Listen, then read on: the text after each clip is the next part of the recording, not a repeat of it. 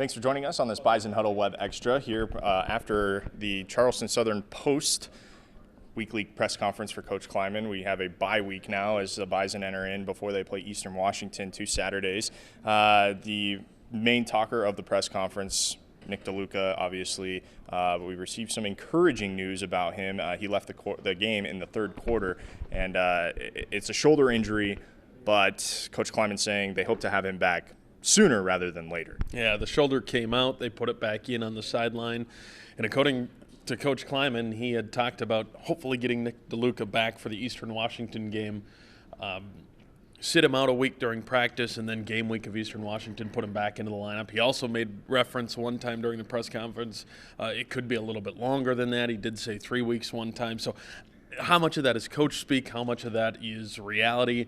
When will we see Nick DeLuca? I think only time will tell, but certainly within the next week we'll have an update on where he's at. And don't be surprised if no matter what, whether he's practicing or not, you hear Coach Klieman say he's probable or it's going to be a question mark or it'll be a game time decision. I don't think we'll know until we actually see him on the field. There's certainly going to be some gamesmanship played here. You don't want to give away your hand, as Coach Klieman doesn't want to, let Eastern Washington think that they're going to be preparing for somebody other than Nick DeLuca. But Mac Plank came in, filled in nicely. He also suffered a little bit of an injury, but they expect him to fill in nicely and work with the ones this week in practice. One of the concerns that you had prior to the Charleston Southern game was the kicking game, specifically the punting game. What did you see out of Jackson Kuntz this week, and what did you hear from Coach Klieman during this press conference? Well, Jackson Kuntz kicks the ball high. I did notice that. Distance just isn't there at this point.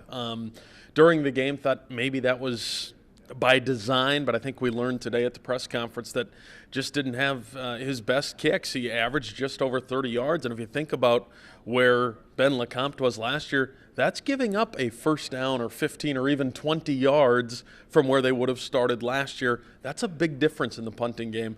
Jackson Kuntz, the pressure's on. He's got to get better, and those kicks have to get to the 40-yard plus beyond mark, or things are going to happen.